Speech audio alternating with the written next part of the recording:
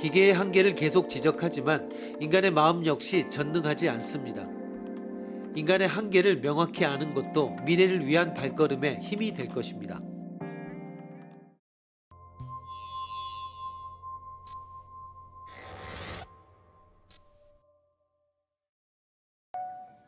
다음 글에서 인공지능의 가능성을 추론해 보시오. A. 기호 체계 가설을 요약하면 다음과 같다. 첫째, 인간의 마음은 정보를 처리하는 체계이다. 둘째, 정보 처리는 계산, 즉 기호를 조작하는 과정이다. 셋째, 컴퓨터의 프로그램은 기호를 조작하는 체계이다. 넷째, 따라서 인간의 마음은 컴퓨터의 프로그램으로 모형화될 수 있다. 말하자면 기호 체계 가설은 컴퓨터의 하드웨어는 인간의 두뇌, 소프트웨어는 인간의 마음에 해당되는 것으로 본다. 유엘과 사이먼이 체계화시킨 기호 체계 가설은 인공지능의 핵심적인 개념으로 채택되었다. B. 1970년대 말엽에 뒤늦게 깨달은 사실은 프로그램의 문제 해결 능력이 프로그램에 사용된 추론, 방략에서 나오는 것이 아니라 프로그램이 보유하고 있는 지식의 양에 좌우른다는 것이었다.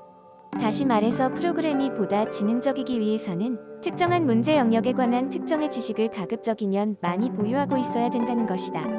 이러한 개념상의 방향 전환에 힘입어 인공지능은 다시금 태어나는 계기를 맞게 되었다. 그로부터 지식을 프로그램에 보다 효과적으로 표상하는 기법의 연구가 인공지능의 최대 과제가 되었다.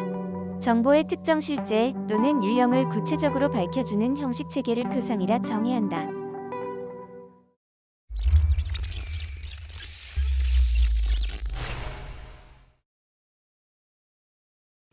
AS는 인간과 기계의 인지 활동은 모두 기호 체계에 의해서 가능하다고 말하고 있습니다. 그런데 단지 기호 체계를 기계에 프로그래밍 한다고 해도 문제 해결을 하는데 한계가 있음을 B가 말하고 있습니다. 추론 과정을 통해 문제를 해결하기보다는 지식의 양에 의해서 문제를 해결한다는 것입니다. 그래서 B에서 인공지능은 특정 분야 전문가들의 문제 해결 능력을 본뜬 컴퓨터 프로그램 개발에는 성공했음을 이야기하고 있습니다. 이러한 문제 해결력은 특정 분야의 지식을 컴퓨터에게 저장시킴으로써 가능했습니다. 그런데 전문적인 문제 해결이 아닌 일상적인 문제, 즉 상식 차원의 문제 해결에 있어서는 인공지능이 취약함을 보일 수밖에 없습니다. 일상적인 문제들은 그 양태가 다양하고 그에 따라 해결하는 방식은 정형화되어 있지 않습니다. 인공지능은 상식에 의한 문제 해결이 더욱 어려울 것입니다. 전문 지식은 단기간 훈련으로 습득이 가능하지만 상식은 살아가면서 경험을 통해 획득한 엄청난 규모의 지식과 정보이기 때문입니다. 이러한 정보들을 프로그래밍하는 것은 거의 불가능하다고 할 수 있습니다.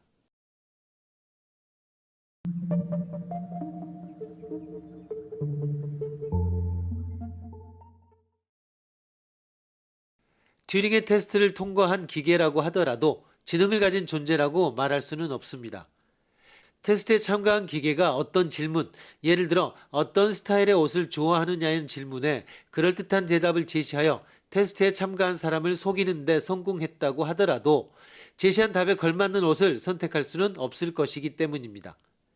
그런 컴퓨터 프로그램이라면 만일 외형상 인간과 전혀 구별할 수 없는 로봇을 만들어낸다고 하더라도 누구나 쉽게 인간인지 기계인지 구별해낼 수 있을 것입니다. 위의 반론은 튜링의 테스트가 그 테스트를 통과하면 지능이 있다고 간주할 수 있고 그렇지 않다면 지능이 없다고 간주할 수 있는 충분한 기준이 못 된다는 점을 지적하는 것입니다. 튜링의 테스트를 통과한다고 하더라도 우리가 일반적으로 지능이 있다고 인정할 수 있는 존재에게 기대할 수 있는 행동을 하지는 못할 것이기 때문입니다. 그러므로 테스트는 단지 질문에 적절한 대답을 할 수 있는지 여부뿐만 아니라 자신의 대답과 일관적인 선택 및 행동을 할 수 있는지 여부도 조사할 수 있는 방식으로 재구성되어야 합니다.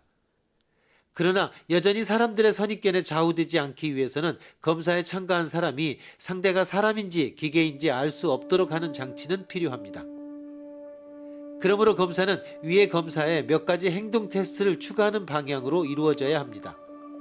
예를 들어 어떤 스타일의 옷을 좋아하는지 묻고 대답을 들었다면 여러 종류의 옷 사진을 보여주고 그 중에서 어떤 옷을 좋아하는지 선택하게 하는 것입니다.